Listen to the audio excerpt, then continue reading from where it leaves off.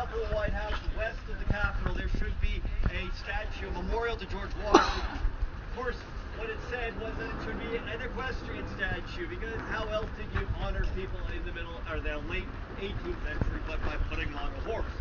However, you have to understand this area here was pretty much empty when they started building the city. Yes, there was Georgetown over there and Alexander there, but they were pretty small. So everything had to be brought here. All material, all workers, everything. So they barely got the Capitol done. They didn't have the White House done by 1800 when the federal government moved here. So they certainly had to start work on this. In fact, it wasn't until 1832 that they even began the planning for it. Another 16 years after that before they put down the first stone of it. The plan in 1848 was very different than what we have today. Yes, there was the big obelisk in the middle. Around the outside was a series of columns. On top of those columns, a four-horse Roman carriage called a quadriga with George Washington at the wheel there. So he was going to get his horses one way or the other. The problem was, as always, money. They didn't have enough money to build the whole thing, so they started with the middle. Even there, things moved slowly, and then they got a whole lot worse about 8 years later.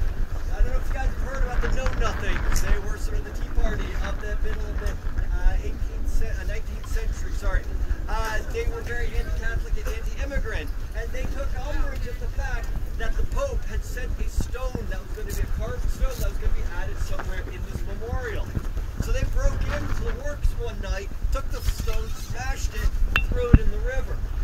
Then what they did is they had themselves elected to the power of the group that were building the monument, which they managed to do. What they didn't manage was to actually continue the work. So that stopped. A year later, we had a recession, pretty major recession here in the United States, and then shortly after that, of course, the Civil War broke out.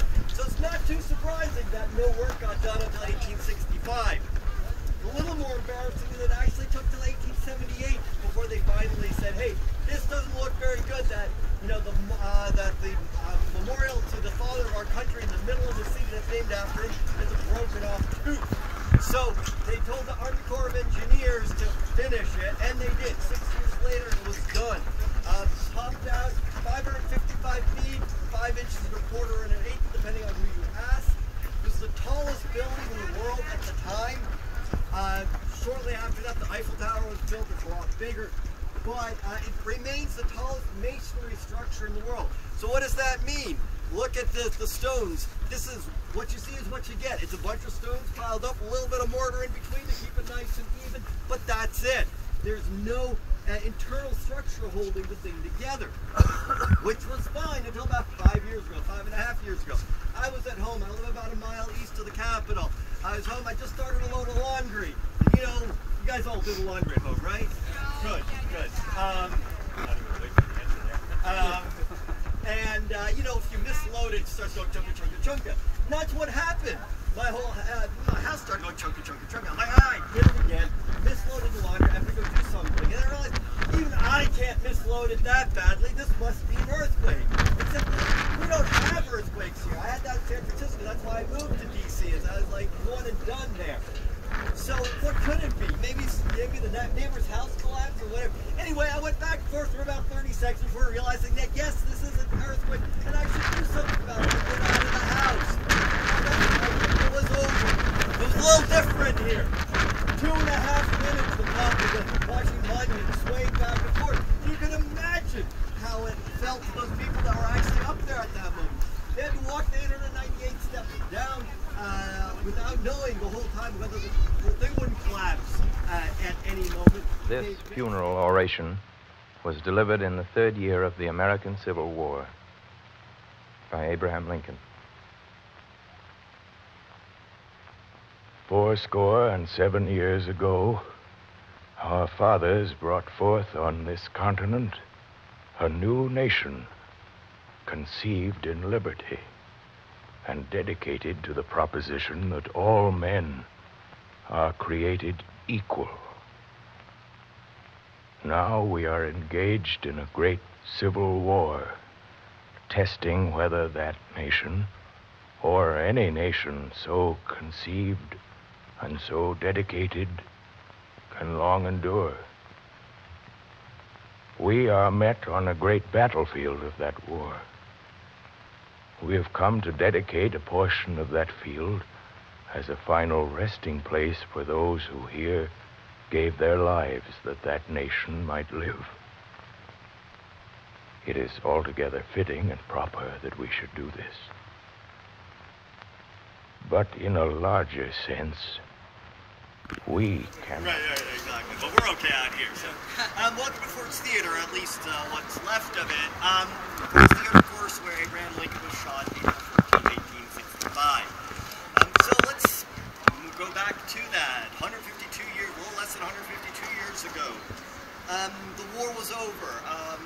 5 days earlier, Lee had surrendered. Over the following couple of days, the various armies of the Confederacy had surrendered.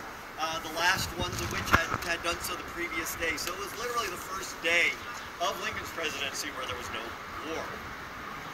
Lincoln wanted to celebrate. He had breakfast that morning at the White House with his wife and actually his son Robert, who had been in the war. If you guys have seen the movie Lincoln, that's one of the plot points along the way, is that Robert Lincoln really wants to join the army, and his father really doesn't want him to do so. Anyway, Robert's been off for many months. He's come back to the White House. There's great excitement. And the decision is made to go to the theater that night. There were two opportunities to go. One was here, the other was around the corner at the National Theater. Over breakfast, they made the decision to come here. So at 10:30 that morning, a guy from the White House came over here, went to the box office, and ordered the presidential box for Lincoln's use.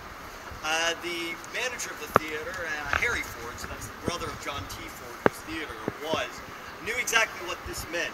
He sent one guy off to the printer to change the playbill for that evening, stating, hey, the president's going to be there, and somebody else off to the various newspapers of the day to tell them that they should add a little blurb in the newspaper saying that, hey, Lincoln is going to be at Ford's Theater tonight. One of the people that found out about this came by about noon. The guy by the name of John Wilkes Booth. He was an actor, famous actor of the time, famous acting family. People have always argued how good an actor he was. He was very good looking. That's what everybody agreed on. How good an actor he was, that was more up in the air. But he basically used Ford's Theater as his post office. He'd have his mail delivered here. So about noon he came. He sat in one of these doors right over here and picked up the mail. And somebody mentioned that, oh yes, the president's going to be here this evening. Well, Booth had been looking for a kidnapping Lincoln, but now since the war was over, of killing him. He'd actually almost done so on the day of Lincoln's inauguration. Off of the porch where Lincoln was standing in front of the Capitol. Basically, when you guys were in the rotunda today, and when he came out, there's a statue of Reagan right there, right where you go out. Right there, he was stopped from going through that door and out on the rotunda or out on the platform where Lincoln was speaking. So now he knew again, okay, Lincoln's going to be here this evening. He knew the theater well. He started to make plans. He went and he rented a horse, and so he was all ready with that later. I'll talk more about what he did before and after later. First of all, at about 8 p.m., just as the play is getting started, the name of the production was Our American Cousin. A woman named Laura Key was the main actress. She played this part, I think, 1,000 times at this point. So it was a well-known, well-loved play here. About 8 o'clock, the play begins. Lincoln is actually still at the White House. He's been caught up by some piece of business. But right after that, he comes down the road here, basically just the way we just walked, in his carriage, comes down here on 10th Street, gets out of the carriage. The place is pretty full. As I said, people knew about this because it said so in the newspaper, so they were pretty excited to see the president. The president comes in, he goes in these doors, over to where the stairs up are, and back over, and he goes into the back where the president's box is. The people in the theater is packed. I mean, every single corner of the theater is full of people at this point. The fire marshal today would have a heart attack, but back then they didn't worry about those sorts of things that much.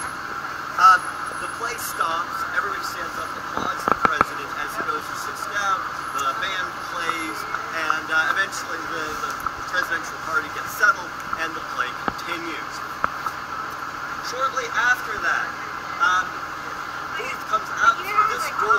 This is behind that door. There's an alleyway, a passageway that goes to the back of the theater. Comes out of that, goes next door to the bar there. Has a couple of bourbons, but he keeps coming back here and listening because he knows his play really well, and he knows that there's a big laugh line coming pretty late in the play, and that's the moment that he wants to strike. Because he knows that that'll give him a couple extra seconds before people realize what's happened. So he goes back and forth a couple of times. He's seen by a number of people in that time. As the play is reaching this climax, he comes in through this door, goes upstairs. He's seen as he goes around the back. People, there's questions whether people tried to stop him or not, but as I said, he was a pretty famous actor, and the idea that an actor would go say hi to Lincoln wasn't completely out of the question. So nobody, he isn't stopped, he goes in. At this moment, one of the female characters has just gone off the stage, and so there's only one guy, Harry Hawk, is on stage, and his big laugh line is when he calls the woman that just went off stage, "You suckdologizing old man trap."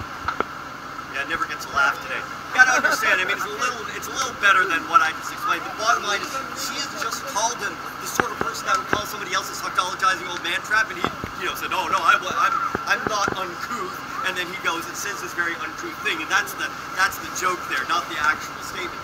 Either way, big eruption in the theater. Booth stands behind the president, shoots him in the back of the head, jumps over the balcony, down onto the stage, says 6 separate hurrahs, doesn't waste time, and runs out the back. I'll continue with that story when we're in the back. Meanwhile, of course, pandemonium erupts in the state, in the theater. People don't know exactly what's going on at that moment, but very quickly they realize that what's going on.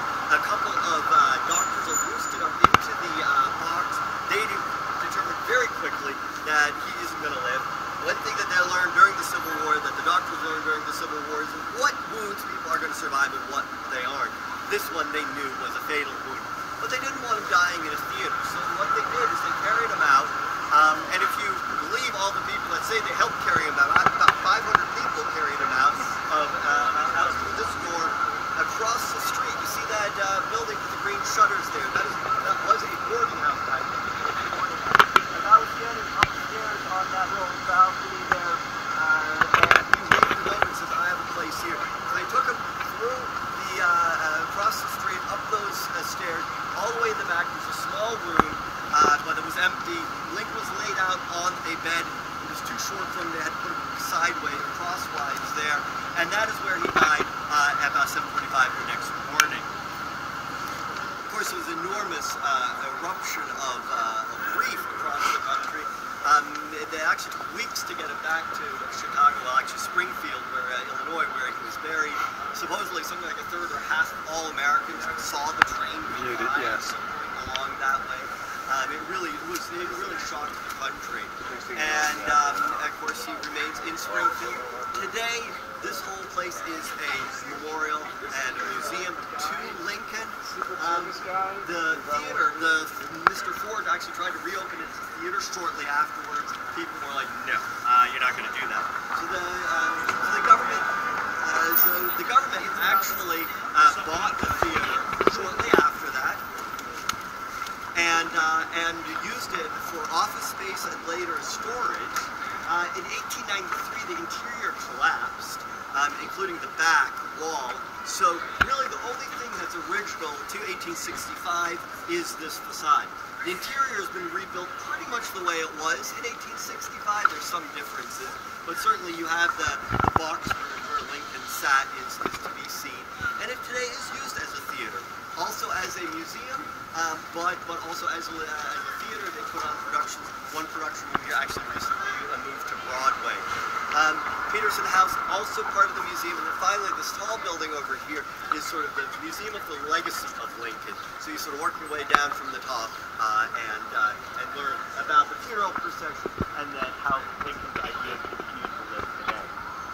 So that's the short form of the Ford Theater and its history. We're now going to go in the back. I want to talk a little bit more about John Wilkes Booth, how he managed to backstage. We're right behind the backstage here. Now the wall here, you see that there's all these bricked-in windows, right? The reason for that is that this all collapsed in 1893. When it was rebuilt, it was being used as office space, so therefore they had to put windows into it. Then when in the 1960s, when they turned it back into a theater, they bricked all of that up.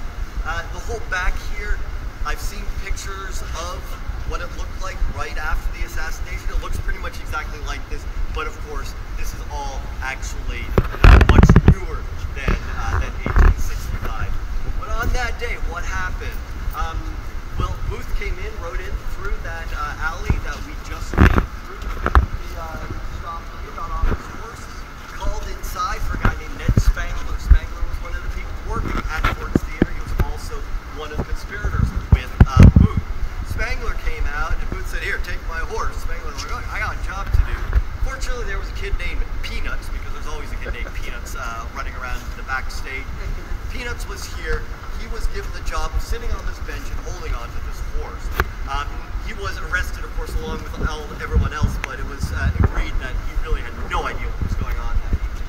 So, Booth goes in through this door. He goes underneath the stage, crosses under the stage to that side to get over to that alley, or that passageway I was talking to earlier.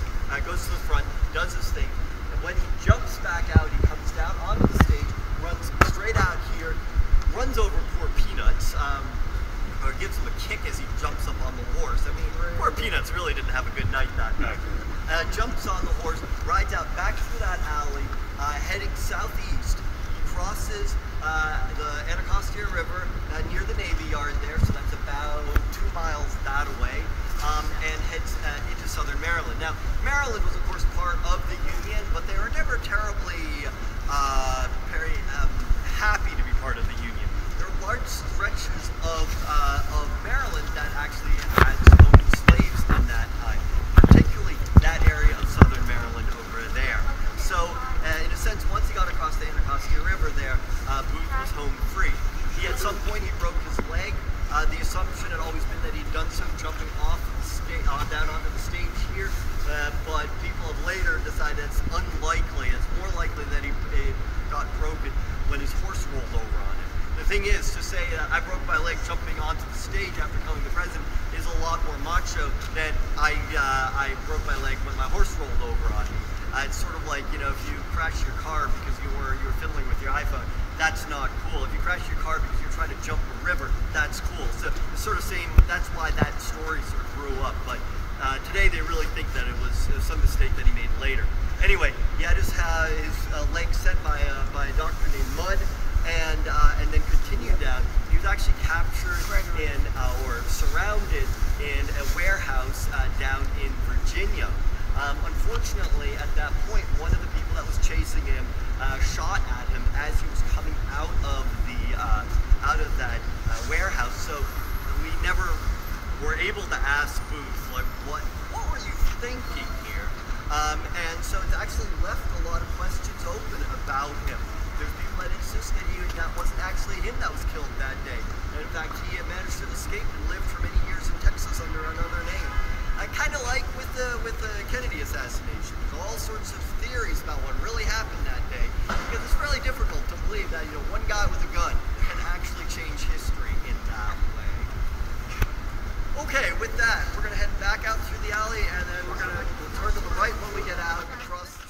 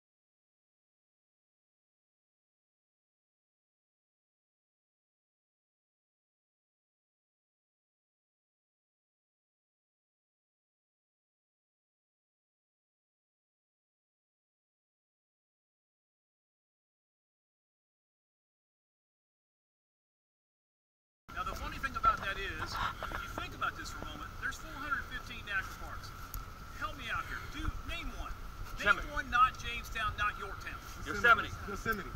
Perfect. Name one. Oh, I'm sorry? Yellowstone? Yellowstone. They probably have some bricks there, so that's still good. Yeah, you're good. That's good. Have you guys ever been to the Grand Canyon? Yeah. Who's been to the Grand Canyon? Okay, but you know what the Grand Canyon is, even if you haven't been there, right? Okay, so here's my plan. Unfortunately, President Obama left office too soon and never had a chance to hear my plan, okay? But here it is. This is what I think we should do with all that garbage in New York that they don't know what to do with. They send a lot of it here to Virginia, and they just keep making mountains out there. They're fake mountains. We have Mount Trashmore in Virginia Beach, right? That's exactly what we're doing. We're burying Virginia and New York's trash. My plan is this. We should send it all out to Arizona and put it in the Grand Canyon. Now, hold on, hear me out.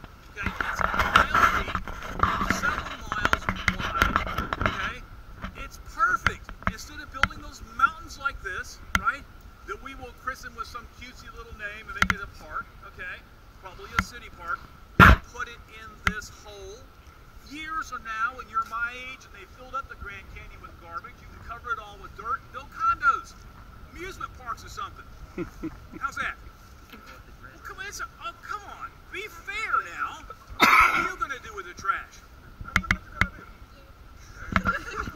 Do you not like the idea? No. Okay. Why is it not a good idea? Really? Everybody agree with that? Yeah. The Grand Canyon. I think the words were the Grand Canyon is good. Let's keep it like that. Okay. I don't know why you don't like the idea. It sounds pretty good. You want to preserve it too? Why? It's one of the 7 natural wonders of the world. We're not going to fill it up with garbage and build amusement parks and stuff on top of it, but it exists because your parents, your grandparents, and your great-grandparents thought it was spectacular.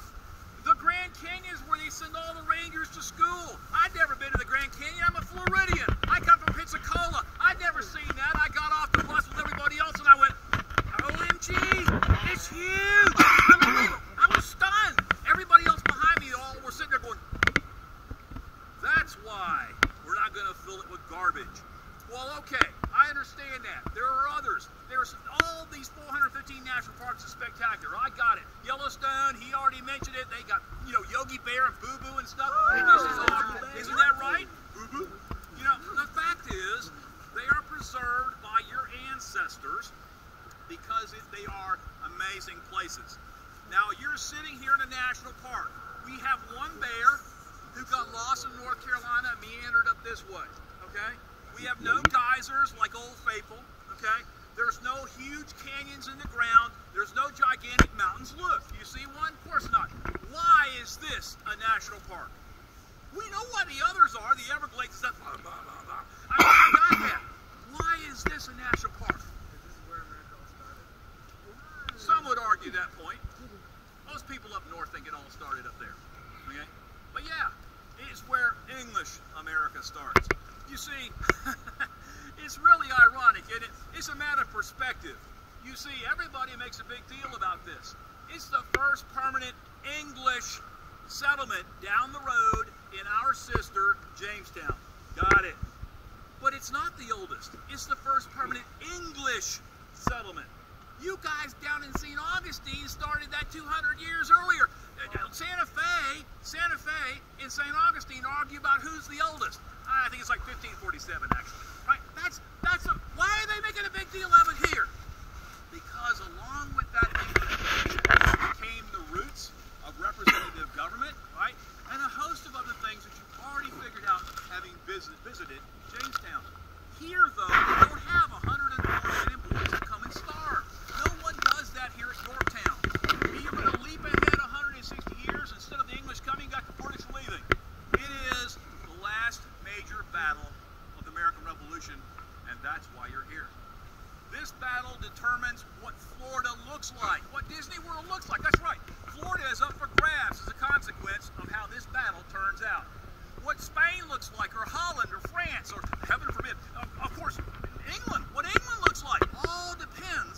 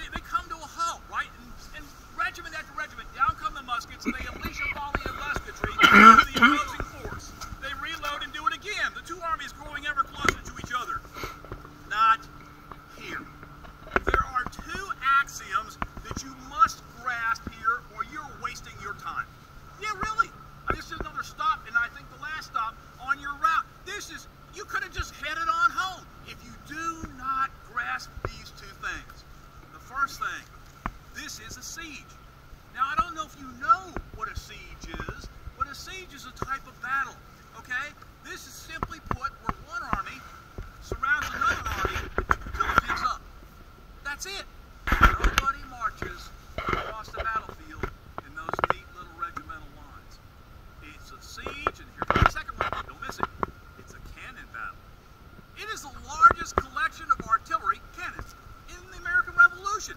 375 cannon converged here 236 years ago, and the three parties involved will collectively fire between 30 and 40,000 cannonballs in 8 days.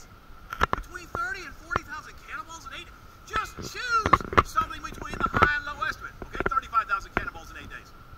That would mean that somebody on this battlefield, right out here, is firing a cannon every minute of every hour of every day, non-stop, around the clock, for the better part of 8, almost 9 days. This is a horribly thunderous place to be. The British are right in here, inside the earthworks that they built. These mounds of dirt right here were much taller in the day. They were built by the British, right, in the month of August. You know what? August here is a lot like August where you live. It is the only month we have which in those days have static temperatures of 3 digits. Heat index is busting 110. That's what August is like here. That's when the British arrived on the 1st to build these earthworks that go all the way around the town, coming out by that bridge you see over there. It's 1.1 miles in length, and it's all built in August. The number one complaint of the British troops is, oh my God, it's hot. And what are they wearing? Wool. Cornwallis's foot comes off the deck of his flagship right out there in that harbor. 47 ships. You see, here in Virginia, we teach all of our children via standards of learning. SOLs, we call them, okay? We tell the same thing to all the 4th, 5th, 6th, 7th, 8th, all across the colony of Virginia, the same thing. It doesn't matter if you're way out in the western part of the state, in the Shenandoah Valley, you get the same stuff you get here, right? That's how they do it here. That will work okay if you teach them the right stuff. If you make a mistake, all you did was just tell a bunch of kids in your state erroneous information. For example, we teach all of our 4th and 5th graders here, starting early, right, that the British march here. No, they don't. They're an island nation and a naval power. They don't walk anywhere. They can take a boat. They arrived right out there in the harbor on 47 ships. When? On the 1st of August, 1781. They set to work building these earthworks all the way around the town. The British never leave here. The British stay right in here. Hold that thought. We'll talk. The British are all in here, behind the trees over there, right? A 50-acre town. They never leave the town. This is the battlefield for the British. Nobody marches across the battlefield in those neat little regimental lines. It does not happen. It's a siege and a cannon battle. But to understand this, when you leave here today, and you're taking a little snooze on the bus, heading on back, and all these little figures of soldiers in the Revolution dancing in your head, yeah, I'm sure that's going to happen. But if it did happen, you need to understand the cannons they're standing next to. Turn around for a moment. Quickly, here we go. I can sum it all up for you and you'll be ready for Jeopardy. Here it goes. I was drugged here by my parents 58 years ago as a 10-year-old against my will. I didn't want to come here, but my mother and my father drug us to battlefield after battlefield after battlefield. My father was a Vanderbilt graduate and a history major, and he was all about it. Oh, battlefield. You know what my father's definition of a battlefield was? It could be as simple as someone spit on somebody. We're going to go see it. Oh my gosh, all over the place, mostly Civil War battlefields. And we came here. My mother insisted that we always go on the battlefield walks with the Rangers, so I feel your pain, okay? But I don't care, okay? You also suffer right along with me, okay? We're out here and this guy says, the Ranger, right? And this is a 6-pounder. My sister Danielle pulls on my sleeve. She says, Daryl, that's got to weigh more than 6 pounds. We're talking about the collective mass fired from the weapon, which makes it a 6-pounder, right? The majority of all the artillery that Lord Cornwallis, the British commander, has at his disposal here at Jamestown in 1781 is made up of 6-pounders. He's a commander of a field army in His Majesty's service. They have to come hundreds of miles. I mean, they come 1,000 from Charleston, taking the long way. You don't want heavy stuff you can't pull. You want light things like this one right here. You see, if you could fabricate, you have your imagination glasses on, if you could fabricate a laboratory, right, and you could put that cannon in it, If you can control everything within that lavatory, the temperature, the humidity, crosswinds, whatever, and you can elevate that cannon to 45 degrees. Most cannons you can't do that to. They're not designed to shoot up in the air. They're designed to shoot at things down here on the ground. But if you could elevate it to 45 degrees in your special little lavatory in your mind, and you could fire that cannonball will go at the very most a mile. Why am I not profoundly wasting your time? Why are you not heading to the bus right now? You need to get this. If it fires a mile, where are the Americans are shooting at? Out there at the tree line. How far is that? Mile and an eighth? Well then, that means the British can't hit them. It's almost like they knew. So this is a boring battle. No one can hit anybody. No. The Americans bring the one over there. See that black tube over there? It's an iron gun. They paint them black, keep it from rusting. That black gun, right, is an 18-pounder. Fires 3 times the mass, twice the range. You do so well with this, don't you? If the Americans are a mile and an eighth away with a 2-mile range gun, the British can't hit them, but they can pummel the British holed up cozily in this little town all day long. And there's nothing the British can do about it. Is that embarrassing? Yep, it is if you're the British, isn't it? Do the French bring guns? Yes, they do. Here's one, right here. Oh, shit. It's 24-pound revolver. Just this part right here. This part. Got it wrong. Watch the cannon. Weighs 3 tons. Good guy. That hurls a solid 24-pound iron cannonball 850 to 1,000 miles an hour. 3 miles. Okay, my generation, being old, right? We love graphics. Okay? Let me just paint this for you. Here's the town where you are. Okay? Here behind the trees. 8,300 British Hessian Ansbach and Bayreuth soldiers all held up in this town with short-range artillery. Out here in the countryside, 18,000 American and French troops with long-range artillery. 9 October, 1781. Boom! And the British fire back. Boom! Now, Cornwallis, the British commander, is understandably discouraged because he cannot reach out and nag his neighbor. What is he to do? His cannons don't fire far enough and they don't have enough energy. What can he possibly do? Well, he disobeyed orders when he came here in the first place.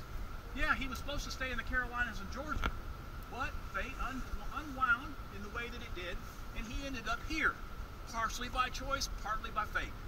He came here to meet with a guy who was already here commanding 5,000 British soldiers in Petersburg. But by the time he gets here, this general has passed away. He dies. General William Phillips. Well, when he gets there, there's still no problem because the second in command has taken over. But it's Benedict Arnold. You guys know who Benedict Arnold is? Yeah. So when Cornwallis finds out that His Majesty's Army of Virginia is in the hands of a traitor, he says, you know what, I don't think so. Dismisses Arnold, says he's packing back to New York and absorbs General Phillips' army. That's how Cornwallis got here in the first place. You would be saluting the British flag today if Lord Cornwallis had not disobeyed orders. You take this for granted every day. Your parents give you orders, your teachers give you orders, and you think you know more than they do. I know this because I used to be you, okay?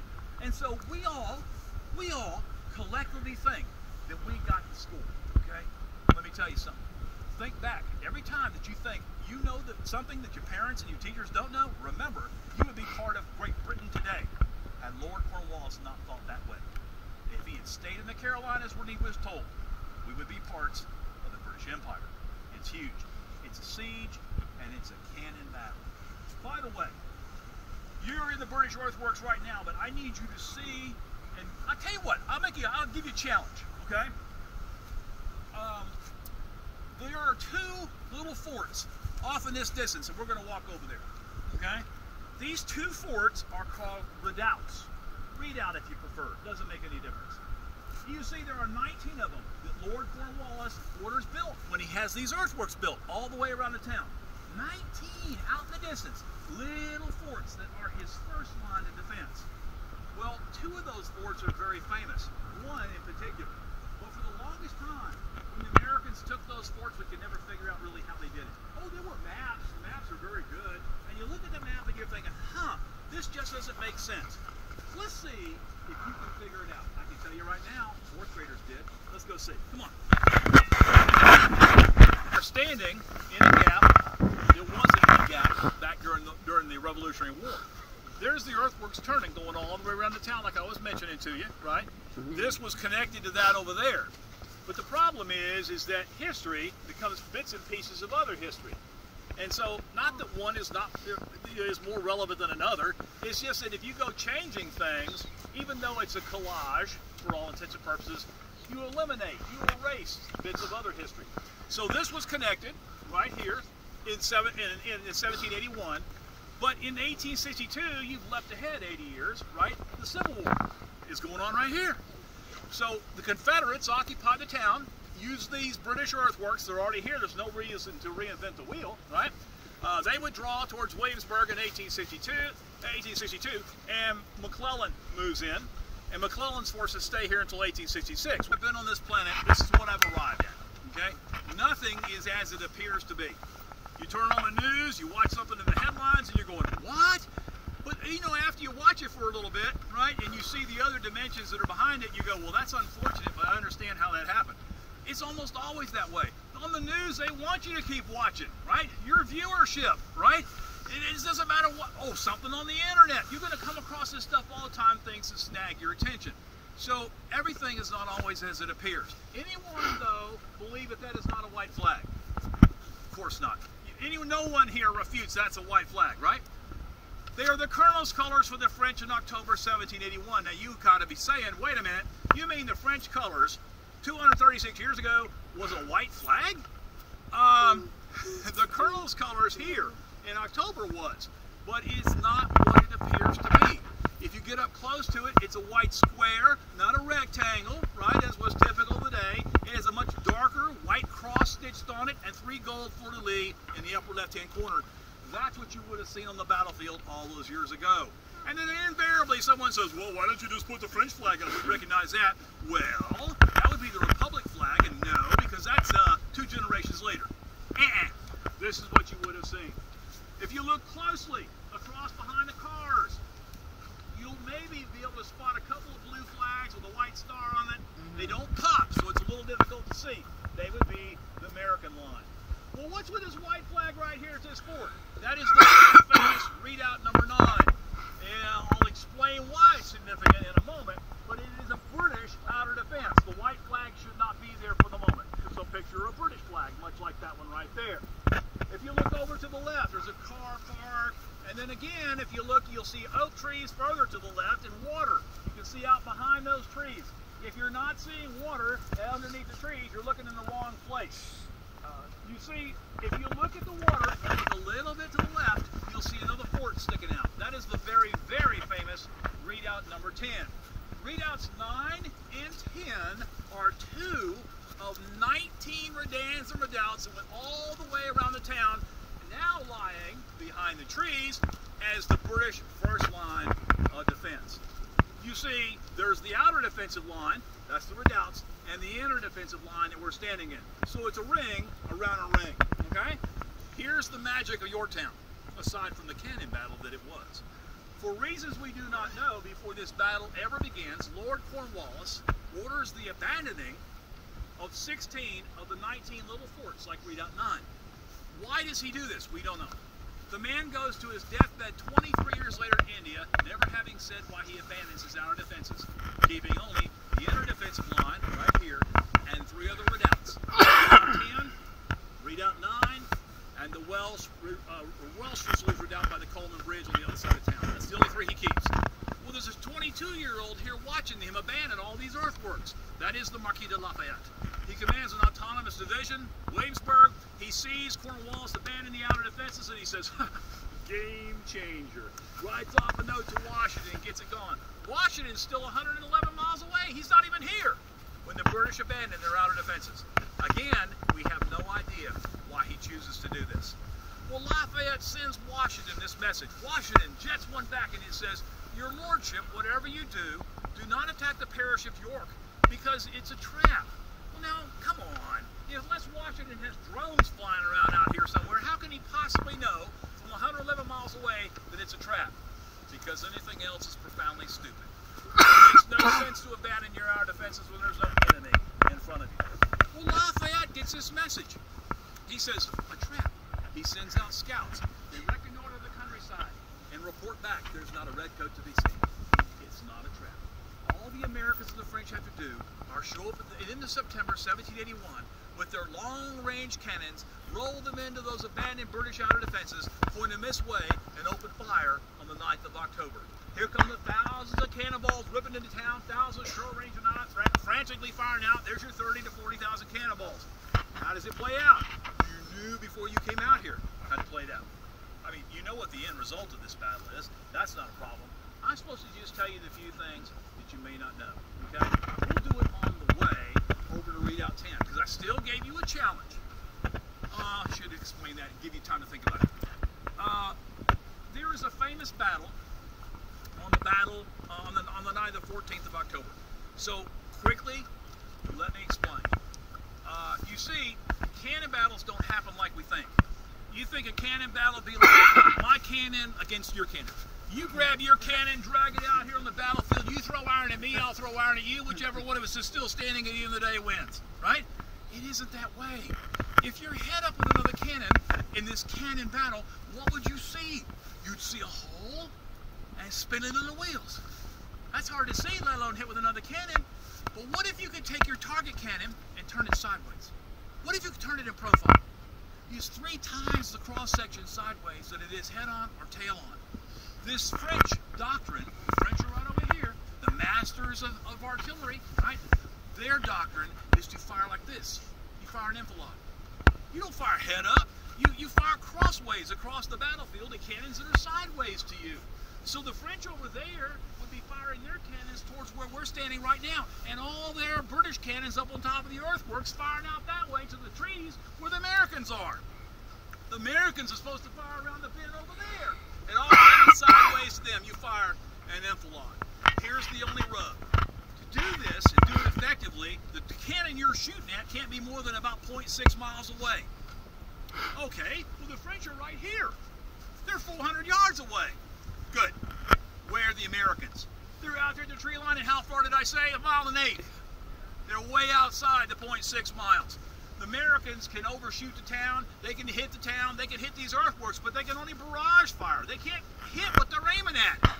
Beyond 0.6 miles, it's just a cannonball flying through the air.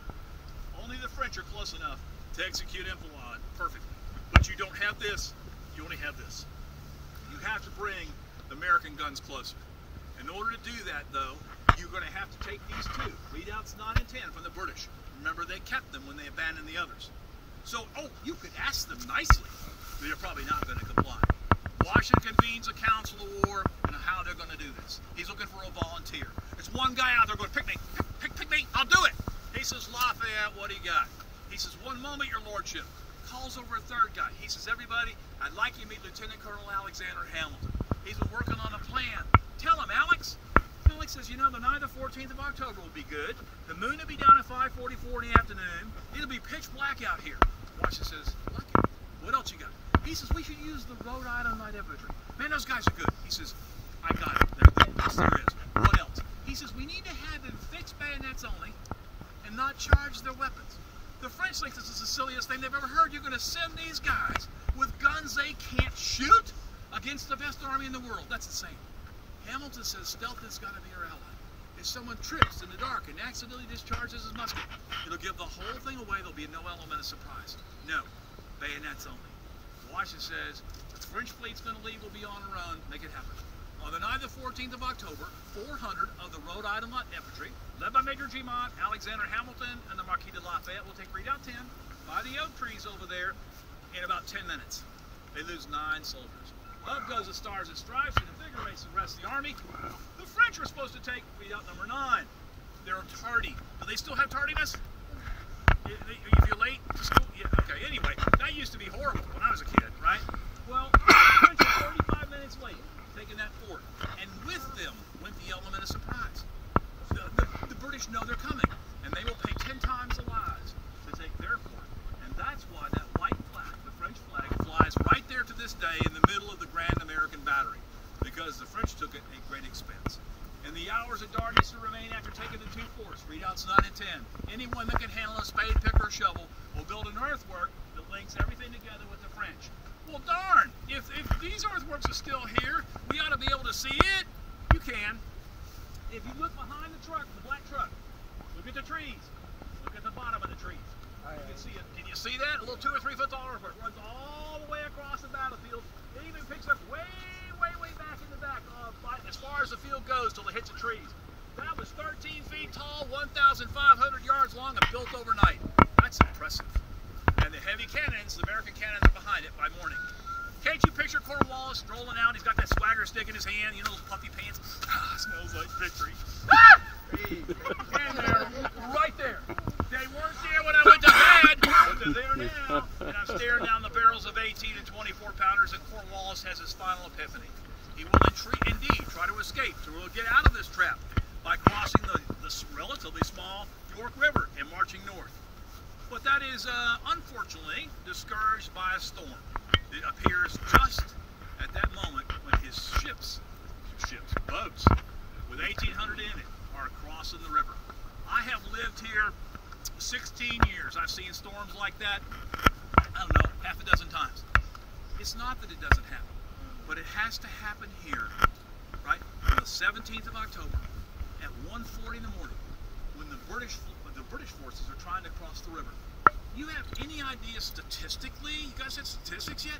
Do you have any idea statistically what the odds are of that storm occurring at that particular point in history? It's like being struck by lightning right now. Again and again and again and again, or winning the lottery over and over and over. It's not pick 6, it's pick 60. And it happens right here. Realizing escape is not an option, 11-year-old boy appears on the road right down here, about 100 more meters down. He's a drummer boy for the British. When he signals what is known as a cadence, the French understand when he's drumming and all of their cannons fall silent. The Americans keep popping them off. They don't know what this is, never heard this before. They're never on the winning side. And so once the French explain it to them, and all the cannon are silent, an officer appears, at the young man's right with the obligatory white flag, not that one, and a proposal from Lord Cornwallis that they meet at the Moore House and discuss the terms of surrender. I'm not kidding. The outcome of this battle will determine the outcome of world wars still to come. And Afghanistan, Iraq, Syria, all of that depends on the outcome of this battle. It's huge. Now, I had to tell you that in advance of this, or the challenge is no good. We couldn't figure out how the famous Alexander Hamilton, right, took Redoubt 10 over there. On the maps that he drew, he shows taking his forces right up between Redoubt 9 and Redoubt 10. Remember, the Americans are out there to trees, going right between the two forts. How does he do that? How do the British not see the Americans going right between these two forts? You can't possibly answer yet. Hold your thought, because you don't have all the information. Give me 5 minutes. When we get over there, we couldn't for the longest time figure this out. And that's the challenge back to the 4th graders, because a 4th grader figured this out. And I will tell you what it was she said when we get over there. We're going that way.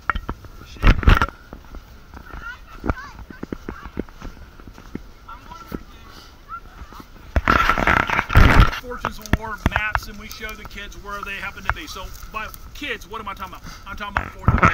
Okay, you got that? All right. So we're sitting out here and we're explaining that the map showed back all those years ago that Alexander Hamilton came from the south, right, from the trees way out there behind that black SUV and the other cars behind it, came straight up this way and was never seen by Redoubt 9. That would have about 120 British soldiers in it over here, and Redoubt 10 over here, which had about 70. Came right between them at night. Now I admit it's at night, okay, so maybe and they did choose a moonless night to do this attack, so okay, that's working in favor of the British. So here goes. They're in the Air Force. Oh man! Oh, sorry. So anyway, so they come up here and they couldn't figure it out. Let's see if you can follow me. This is where it was with the Ranger. They stood underneath these trees. This sweet gum tree actually gets an awful lot of dense leaves on it. They're standing over here in the shade. It's May, right? And they're almost out of school. They're explaining it to this group of 4th graders. And this one girl says, okay, let me make sure I got this right. Alexander Hamilton comes from that direction. Yes, that's true. And he comes right through here. And he attacks Redoubt 10 from the rear. Yes, that's true. And she says, so let's see. So Redoubt 9 is over here. Where's Redoubt 10? Yeah. and it's right up there, but you can't see it. You see, this was farmland. In the day, this was 236 years ago, right? So even this would have been even deeper than it is 236 years ago. So coming through here was sheer genius. And then they attacked Redoubt 10 at the top of this hill. Some of you are tall enough, or over here, you could probably see it. But you couldn't when you're down here. So it's just incredibly amazing that was a choice. But it took a fourth grader after, what, 60 years to figure this out? When she realized that she couldn't see either fort. You can barely see 9 sticking up over the ridge over here. So if you came through here at night, right, 8:10, 8:30 in the evening, October 14th, they would not have seen you because you couldn't even see them. So when they attacked Redoubt 10, they went right up this dirt, which is the same dirt you'll be walking on, the same one that Alexander Hamilton did. So let's go up there. That's not fair. 2003. Well, during Hurricane Isabel, 1 year before Ivan down there in Florida, we lost about 15 feet on the other side of the cliff here, just washed away. So by the time it was gone. That's the very famous Redoubt number 10, Alexander Hamilton, the Marquis de Lafayette. So that's stunning. If there was a way to keep it, we certainly would. But that's the way it goes. 150 feet up on the bluff. In any event, we got to take a little walk. When we do, we're going to go past the marker, and you're going to look at the marker, and you're going to say, what's with the black guy? That's what you're going to say. You're going to see this guy is drawing on a wayside marker over here. Now, there were no black people in the American Revolution, right? Careful. Yes? Yeah. I'd go with yes, too. About 5,000, right? This fort was taken largely under Alexander Hamilton with black troops. Well, that's funny because that's not in any of the paintings. It's not in any of the paintings. So it's pop history.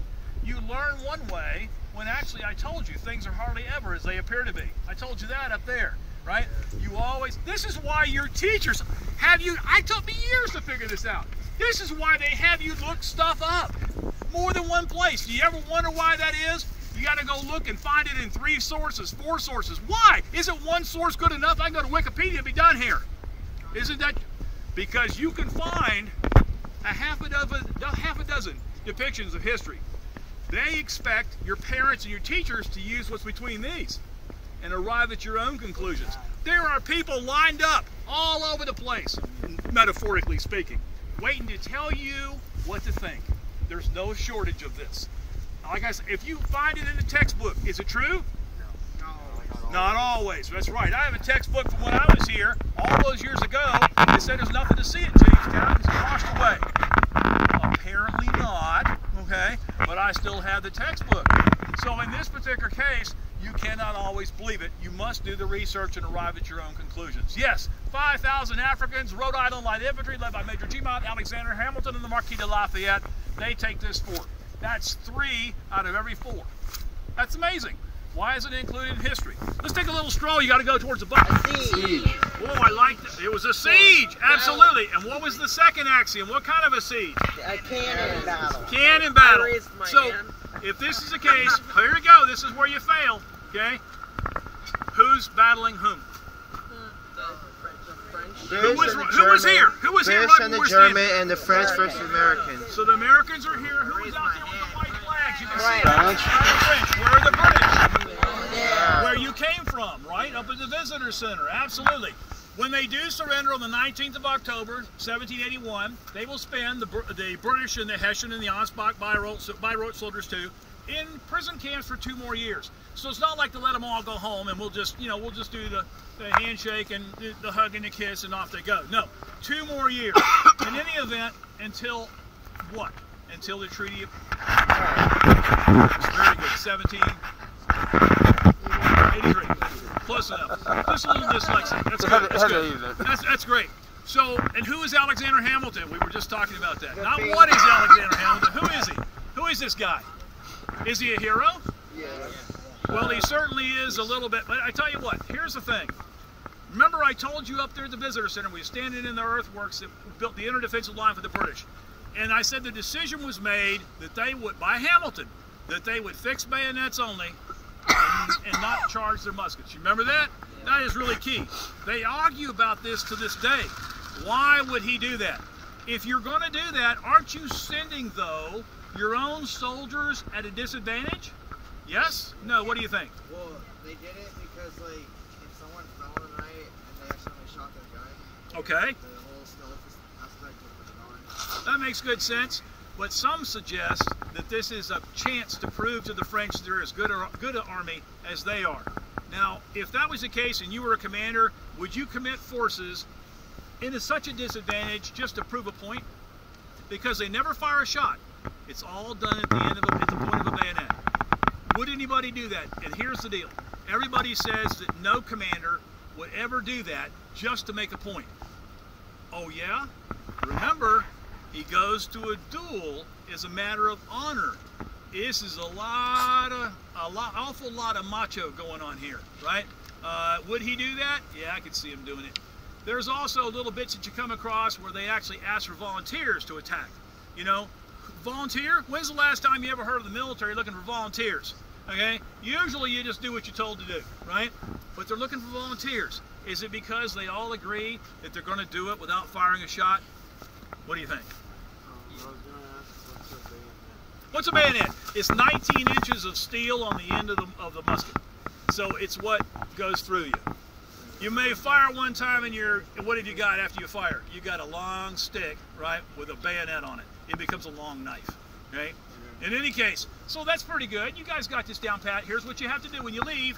You're going to turn and go to the right up there, okay? And when you do, are you a driver? Yes, sir. He's going to take you right past that defensive line I was telling you about that they built overnight. Remember that I said was 13 feet tall, 1,500 yards long? It's only about this tall now.